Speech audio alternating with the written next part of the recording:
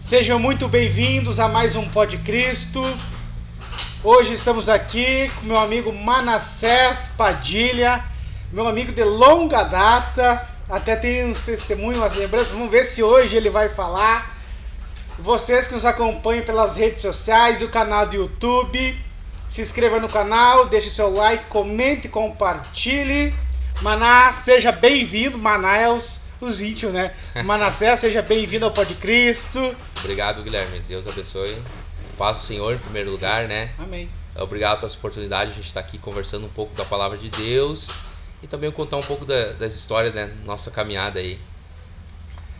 A nossa caminhada, então, eu não vim de lar cristão, não sei se tu veio de lar cristão ou não. Na verdade, eu sou tenho minha família cristã desde pelo lado de mãe, desde bisavô. E aí pro lado do pai, desde avô. Mas eu fui cristão até seguir a igreja, até minha adolescência. E no período de jovens eu me afastei mesmo. Eu me estive bem distante da presença de Deus. E como que Jesus te chamou de novo? Como que foi? Cara, desde quando eu saí, eu sempre tive algo no meu coração que era uma profecia. Com 6 para 7 anos de idade, o meu tio, que hoje reside em Montenegro, tio Wilson, ele foi fazer uma visita lá em casa. E sabe como é que é a visita de crente assembleano mais antigo? Não sai sem uma oração, né? E aí o pai pediu oração, começamos a orar. Daqui a pouco Deus tomou ele, e ele veio, eu era criança, colocou a mão sobre a minha cabeça e declarou aquilo que Deus tinha sobre a minha vida. E mesmo quando eu estive perdido, distante da casa de Deus, essa lembrança sempre teve na minha cabeça, essa profecia, que eu ia ser um servo de Deus, que ia trabalhar no reino de Deus, que ia pregar a palavra. Então, mesmo quando eu estive afastado, Deus sempre teve presente. Exato, teve uma forma que ele estava comigo. Trabalhando no meu coração, cara. E qual foi a maneira que Jesus disse assim, agora chega, vem? Cara, eu acho que assim, o ponto final foi quando eu descobri que eu tava com diabetes tipo 1, que hoje eu sou portador de diabetes tipo 1, e eu não sabia até então.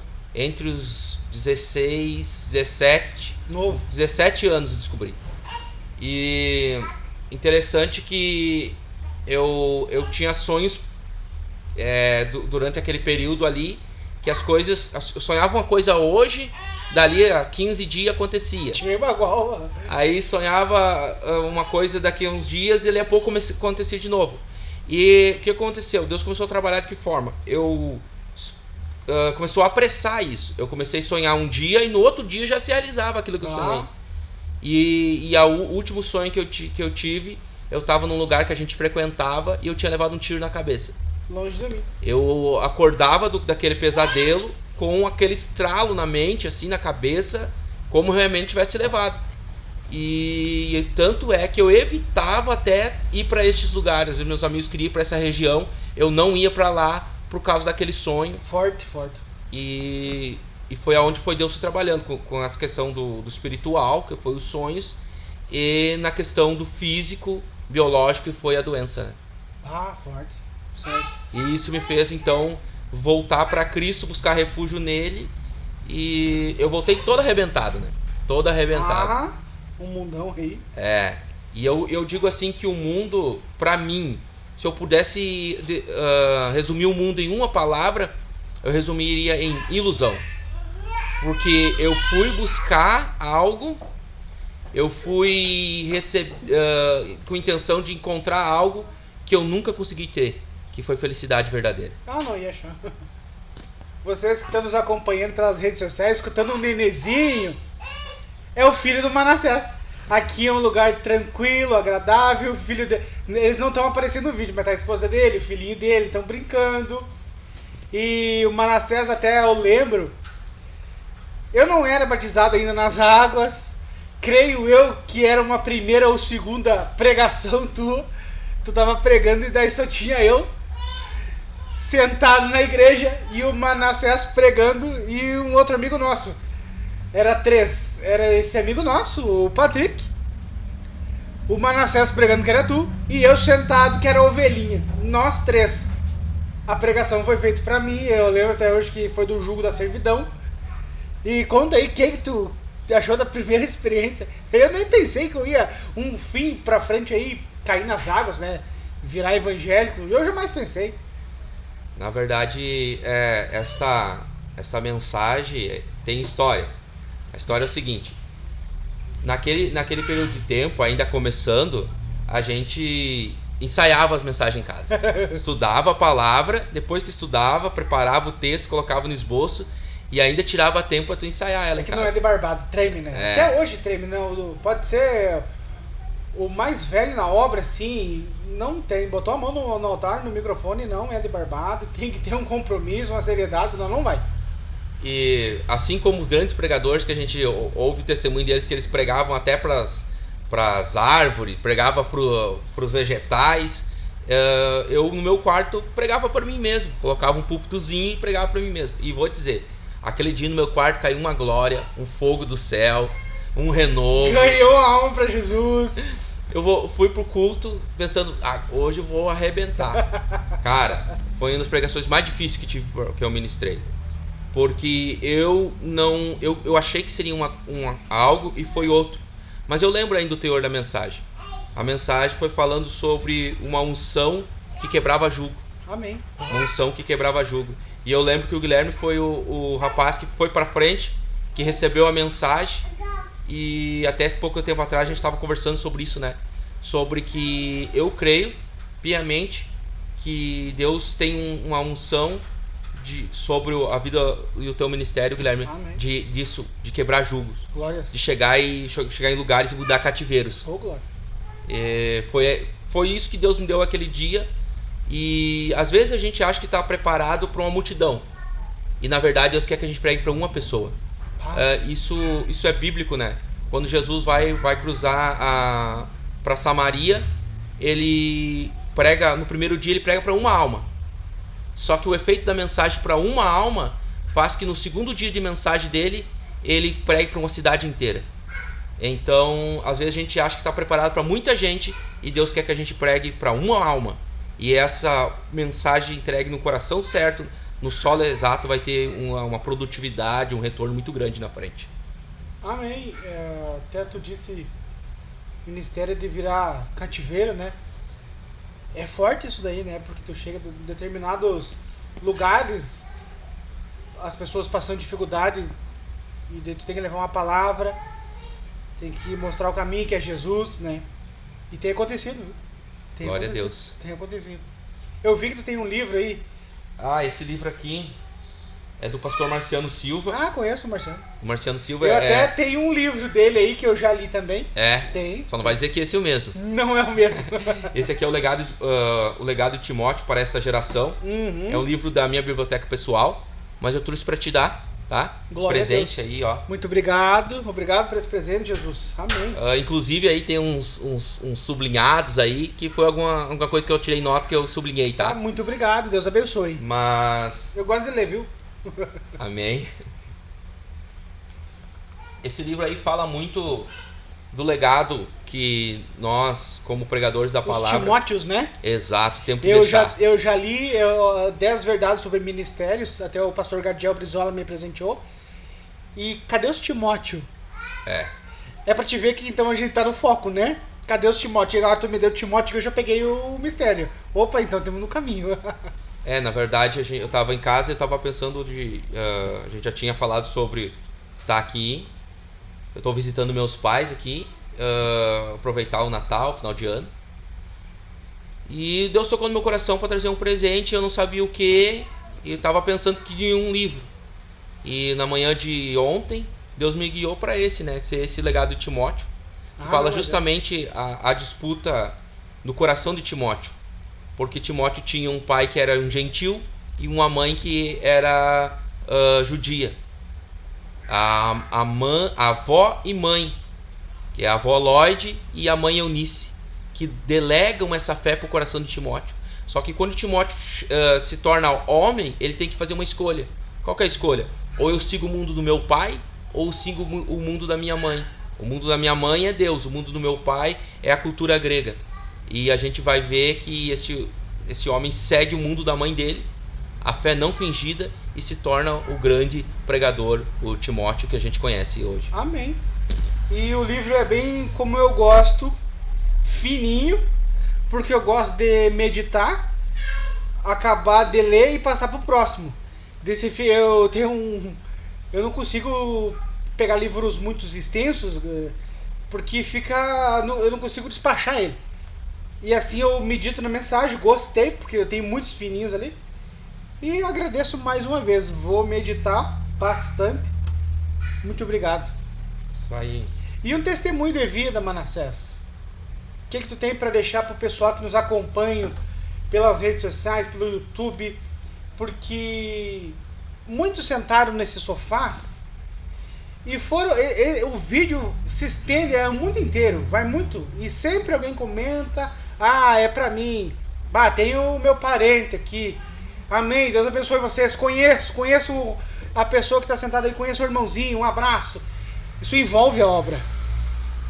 Qual é um testemunho que te marcou? Testemunho que me marcou. Eu vou falar um testemunho antes da minha conversão. A gente tinha um grupo de amigos aqui na cidade, e talvez até eles desconheçam esse testemunho, mas foi algo pessoal, foi algo que eu vivi e eu gostaria de falar sobre isso. A gente saiu aqui da cidade e a gente foi para uma cidade vizinha. A gente foi de ônibus de manhã e de tarde a gente pegou o ônibus para voltar. Sabe que aqui na região o ônibus é coisa rara, né, cara? E a gente perdeu o horário. Perdemos o ônibus. E ficamos na cidade, depois tivemos que voltar a pé, ainda que era próximo aqui. Barbaridade. Mas naquele dia eu tive uma experiência. A gente saiu, eu estava dentro de um campo, de uma lavoura, que a nossa região tem bastante lavoura, quem conhece aqui sabe. E a gente foi até um ambiente onde ali a gente ia usar uns entorpecentes, essas coisas que o mundo nos oferece. E eu lembro de eu saindo daquele lugar para voltar para dentro da cidade, e começou uma canção no meu ouvido. Mesma coisa que eu tivesse colocado um fone de ouvido, uma canção. Mas não era uma canção do mundo, as canções que eu gostava de escutar. Um hip hop, um rap brasileiro, não. Era uma canção antiga que o meu pai ouvia, nos LPs ainda. Sabe os LPs, claro, os discos aqueles? Tenho. Tem aí? Lá na parede. Isso é raridade, irmãos, quem tem aí. Mas aquela canção que estava rodando, foi como se Deus colocasse um tampão nos meus ouvidos ou um fone, e eu ouvi aquela canção, uma canção muito antiga que dizia assim: toca, menino Davi, toca mais uma canção, Deus quer ouvir o dedilhar de tuas mãos. E quando eu ouvi essa canção, eu tive duas reações. A primeira, rejeitar, porque eu não gostava disso. Eu comecei a rejeitar aquilo. E a outra, isso só pode ser celestial, porque se eu não gosto, se eu não quero, se eu tô totalmente errado, o que está acontecendo comigo? E então foi uma experiência que Deus me deu essa antes da conversão, uma experiência com Ele que me chamou muita atenção. Toda vez que eu passo por aquela região, não tem como não lembrar de Deus me chamando através dessa canção. E falei da vida de outrora, quero falar da vida de agora. Uma experiência que uma semana atrás a gente esteve ministrando em Caxias do Sul, e era um congresso de missão. Terminei o congresso de missão e saí com o pastor na porta da igreja. Chegou um morador de rua. Ele chegou, ele pediu uma oração. E eu tava com o meu menino no colo. Cidade grande, a gente não tem que se cuidar, né? Cidade grande, não conhece quem é quem. E o pastor chamou ele para dentro, botou sentado, orou por ele e o despediu, porque ele estava até embriagado. E sabe que quando as pessoas estão embriagadas, às vezes elas têm que recobrar a lucidez, para aí sim a gente poder falar do evangelho, porque é bem difícil falar para pessoas embriagadas. Elas ouvem A e entendem B, né? E aí o pastor não despediu eles. Quando despediu eles, ele, no caso, ele falou assim: eu sinto quando Deus está na oração. Ele falou assim: eu sinto quando Deus está na oração. E o Senhor orou para me despedir apenas, para me mandar embora. E nisso a gente ficou conversando ali, ele falando algumas coisas com nexo, outras sem nexo. E eu via duas coisas nele, Guilherme. O Espírito de Deus, na verdade, me mostrava uma, a alma daquele homem, e a outra, um espírito demoníaco dentro dele. Porque enquanto ele fechava as mãos e me olhava com fúria, e na minha mente eu repreendia aquilo, dizendo: em nome de Jesus, não tem autoridade contra a minha vida, Satanás. E por outro momento eu via um homem sofrendo, a alma daquele homem aprisionada. E eu me aproximei dele, falei sobre o amor de Cristo, falei que não tem, que o amor de Cristo é maior que o amor de pai, que o amor de mãe, que mãe e pai pode até nos esquecer, mas que Cristo não nos esquece. É verdade. Mas ele continuou ali até que chegou um outro irmão. Começou a conversar com ele e meio que quis tocar ele, né? Quis dar um carteiraço de crente nele. E ele olhou pro irmão e disse assim: quanto tempo tu não diz eu te amo pro teu pai? Aí o irmão parou, olhou pra ele e disse assim: bah, eu perdi meu pai com 9 anos de idade. E eu não sei a história, porque a gente estava indo de convidado naquela igreja.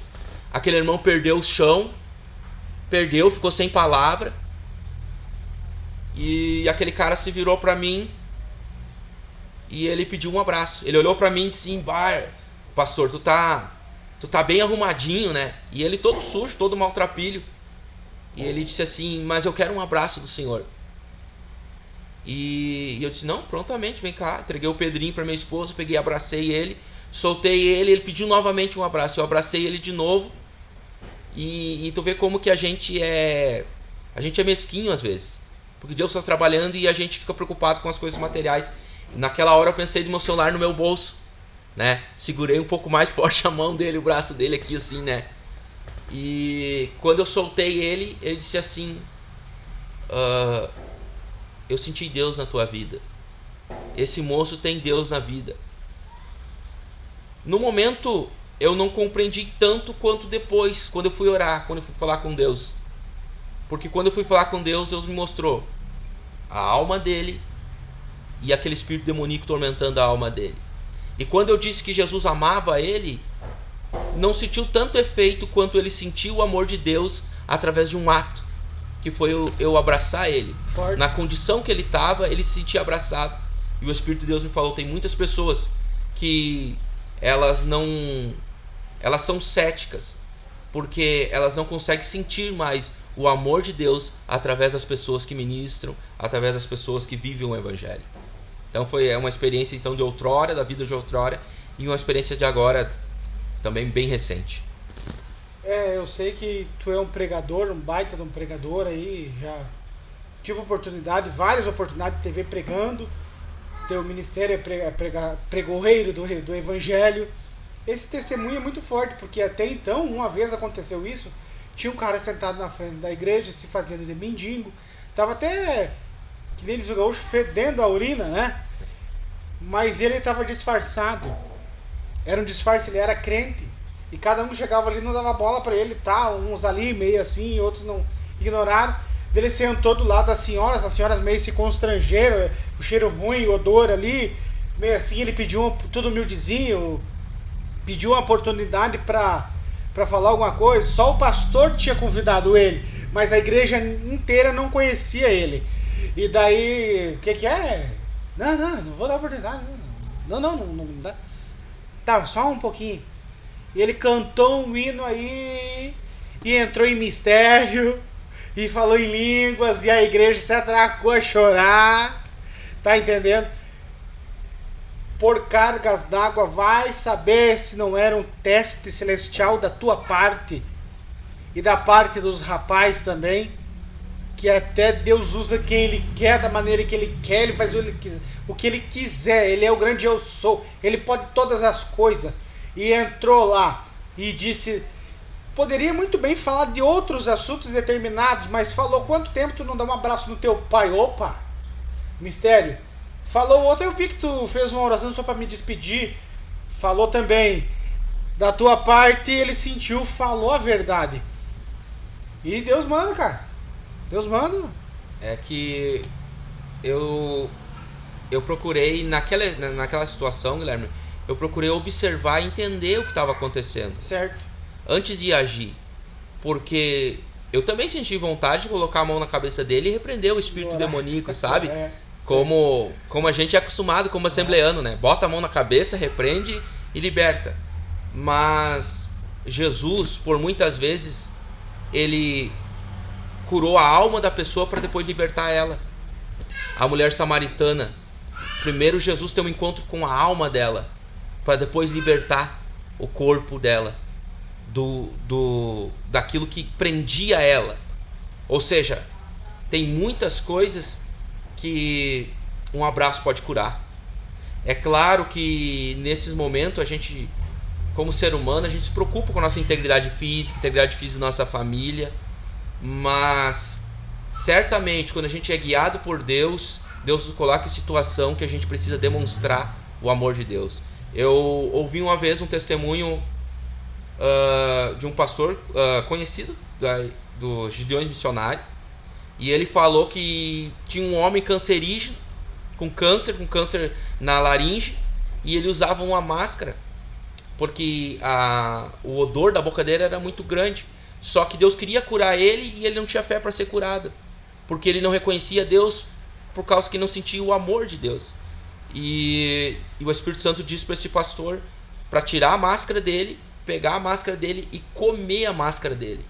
E o pastor foi lá, pegou aquela máscara fedida, colocou na boca, mastigou, e quando ele está mastigando aquela máscara, o rapaz que estava com câncer começa a chorar. E ele diz assim: ninguém te suporta da tua família, até teus familiares querem te ver longe de você, né? Porque você fede isso e aquilo. Mas isso é a prova que Jesus te ama, Ele te quer. E o cara não acreditou em Deus naquele momento e não foi curado. Claro, como o coração dele era duro, o chamado da vida de Deus na vida desse homem tinha que ser mais forte ainda, né? Não é fácil de pregar, então peraí, vamos fazer um negócio mais forte ainda. Ele vai amolecer, daí a espada entra. Forte esse testemunho também, forte. E às vezes Deus nos testa, né? Deus nos testa. Eu tinha acabado de sair de uma tribuna pregada para uma igreja, num congresso de missão. Tem tudo a ver com o assunto, né?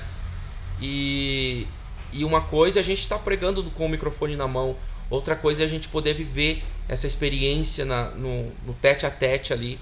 E nosso Deus é incrível. O nosso Deus é incrível.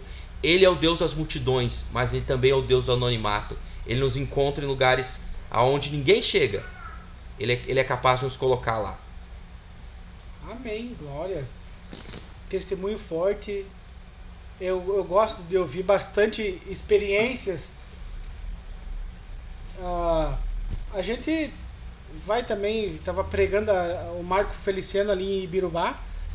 Ele conta também vários testemunhos. E como ele já vem assim digamos assim, do lar cristão, mas às vezes precisa de um encontro, algo a mais para dar uma chacoalhada. Certeza. E a vida nossa é essa. Às vezes o pastor fala assim: vai lá na casa do fulano, faz uma oração lá. Tu não sabe o que tu vai encontrar lá. Tu não sabe com o que tu vai se deparar. E daí, se tu não tiver, a gente nunca vai estar preparado. Quando tiver preparado, a gente sobe. Mas na misericórdia, na comunhão. E é cada dia um desafio diferente. Porque tu foi ali para ministrar a palavra de Deus. Tem uma responsabilidade. Com certeza. Tem almas. Tu vai ter que entregar para Deus o relatório das ovelhinhas e apresentar todas. Ó Senhor, tá aqui o seu rebanho. São esses. E engraçado que nesse final de semana eu pedi a Deus para que Deus nos desse almas. Algumas pessoas cruzaram a frente, tanto no sábado quanto no domingo, e receberam oração, receberam renovo. Mas eu não sei entre eles ali quem era novo convertido, até porque era uma igreja que a gente não conhecia as pessoas, certo, né? E na hora do apelo lá vai todo tipo de irmãos lá pra frente. Mas com certeza aquele cara ali era um perdido, e com certeza ele era uma alma que por um momento Deus colocou na minha frente. E graças a Deus que nessa feita eu pude fazer aquilo que foi guiado pelo Espírito Santo. O pior é quando a gente não consegue fazer, ou de alguma forma passa despercebido. E Deus vai nos lembrar depois e a gente diz, passou o tempo, passou a oportunidade. Porque ali é um hospital. É esses que Jesus quer. Se tu não tá doente, meu irmão, porque vai no médico.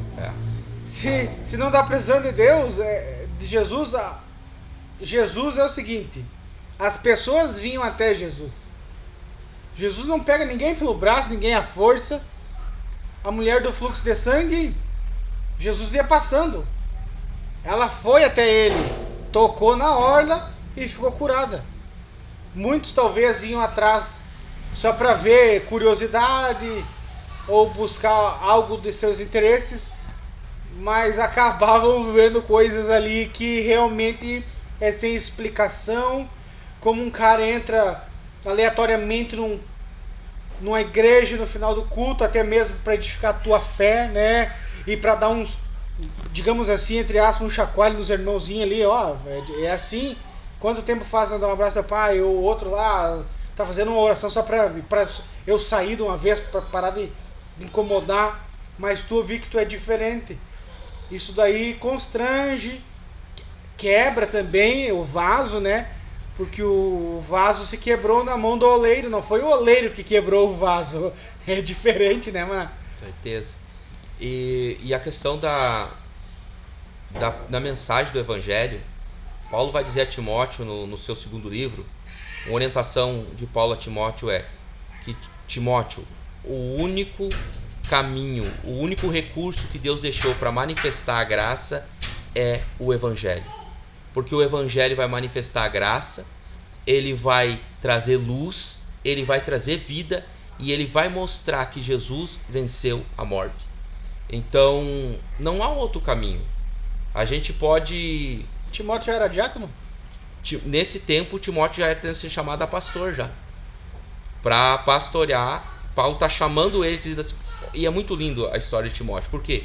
O primeiro livro de Timóteo, Paulo está falando sobre a sã doutrina. O que Timóteo tem que falar. O segundo livro de Timóteo, Paulo está falando sobre o que Timóteo tem que viver. Isso é tremendo. E tá aqui os Timóteo. Se você ler nessa perspectiva o livro de 1 e 2 Timóteo, você vai ter uma visão totalmente diferente. Primeiro, Paulo está falando para Timóteo como ele tem que pregar. E o segundo, como Timóteo tem que viver. E isso é muito forte pra gente. Pra mim é algo assim que mexe bastante. Isso daqui já vinha englobado o pastor Eliezer Roque. Até eu tô esperando ele vir aqui no Pod Cristo, pastor Eliezer Roque. A vida de pastor é corrido, né? Ah, com certeza. E pra achar uma brecha, pra trazer ele pra cá não é fácil. Mas ele prega muito sobre Timóteo, né? Que até Timóteo tinha um problema no estômago devido à oração consagrado ali e tal, mas até ele fala, cadê os Timóteo aqui da igreja? E a gente teve até um estudo sobre a vida de Timóteo e ele afundou, e agora deu esse livro aqui, então eu estou recapitulando, e é a vida, o que eu pude entender com esse livro aqui que tu me deu, ó Guilherme, seja um Timóteo, daí tu deu o primeiro livro e o segundo livro, de como fazer e depois como aplicar, né? Tudo que está na palavra de Deus, ele serve para nossa edificação, mas só que tem livros que são para algumas fases da nossa vida. E se a gente recebe a orientação de Deus, vale a pena a gente cavar, vale a pena a gente buscar, porque certamente tem muita coisa que vai edificar a nossa vida e ministério. E com certeza, para todo o moço que é chamado, para toda a mulher que é chamada, o livro de 1 Timóteo, 2 Timóteo e Tito é Paulo fazendo uma mentoria os meninos dele da fé. Paulo preparando para deixar obreiros preparados, bons, né? Obreiros bons para ficar no lugar dele. E outra coisa, quem que ensinou Paulo? Aí nós vamos ver, né? Paulo, a história de Paulo é muito linda também, porque Paulo, ele tá esquecido. Paulo, ele foi encontrado por Jesus. Jesus encontra ele no caminho de Damasco. Ele tem aquela revelação tremenda. Ele volta para Jerusalém. Ele tenta se enturmar com os discípulos ficam desconfiados com ele, né? Porque ele era... O cara era perseguidor, agora tá no meio nosso, como assim, né? Paulo, Paulo, por que me persegues? Saulo, Saulo, né? Depois foi transformado em Paulo. E aí nisso ele volta. Ou seja, a lapidação aconteceu na vida de Saulo, que se transformou em Paulo. A lapidação foi tão grande e boa que ele passou pro Timóteo e dali pra frente falou assim, ó, vocês vão agir assim, assim, assim, porque eu vivi isso aqui. O ensinamento dele foi ele mesmo. Com certeza, mas assim, ó, uma coisa que eu gostaria de frisar é que quando ele ficou 15 anos na Arábia, ele ficou 15 anos distante do ministério, escondido, mas Deus mandou um homem ir atrás dele. Esse homem é Barnabé. Barnabé vai a ele na ocasião de Atos 13, para que ele pudesse estar na igreja de Antioquia. E ele traz Paulo para Antioquia. E agora, a partir então, Barnabé bota Paulo debaixo do braço e diz assim, não, eu vou te apoiar. Eu vou ser o que vou incentivar teu ministério. E depois disso, Paulo vai pegar Timóteo debaixo do braço e Tito. E outros, mas os mais que são mais conhecidos, Timóteo e Tito. Ou seja, ele está repassando aquilo que fizeram com a vida dele. Ou seja, quando você é mentoreado, é abençoado, quando é aberto os seus caminhos por alguém, por que não fazer isso para outra pessoa que tem o mesmo chamado? Gratidão, ser grato, generoso. E a gente vai ver, né, que essa linha de sucessão de Barnabé, Paulo, Timóteo, Tito, foram uma linha assim que muitos abandonaram. Paulo disse assim, ó, muitos me abandonaram, estou sozinho, mas eu confio em ti, Timóteo. Vem depressa. Porque o cara era bom mesmo. Amém. Ele tinha seus defeitos, ele tinha suas dificuldades. Tanto é que Paulo vai exortar ele dizendo, não tenha medo, não seja tímido, né? Pregue a palavra de Deus, insista na palavra de Deus, desperte o dom de Deus que há em ti. São tudo exortação. Mas no final ele vai dizer assim, mas vem depressa, porque eu sei que tu é fiel. Se tem uma característica que eu sei que tem em você, Timóteo, é que tu é fiel. Amém. E a gente está precisando de obreiros fiéis, né? Glória. Então vocês que nos acompanhem pelas redes sociais, pelo canal do YouTube, se inscreva no canal, compartilhe, comente, deixe seu like, que hoje a gente chega mais um final do Pod Cristo com Manassés Padilha. Maná, tem algum versículo, alguma reflexão para deixar? Salmo 23, meus irmãos. Apenas o primeiro verso. Vem aqui, Pedro. Aqui está o meu menino, ó. Salmo 23, apenas o primeiro verso, que diz assim: o Senhor, Ele é o meu pastor e eu não tenho falta. A expressão eu não tenho falta é a mais correta no original, porque a expressão nada me faltará, a gente pode questionar, porque em algum momento pode faltar alguma coisa para nós, na nossa caminhada, na nossa vida. Mas o nosso pastor, que é a expressão ali, ele não nos falta.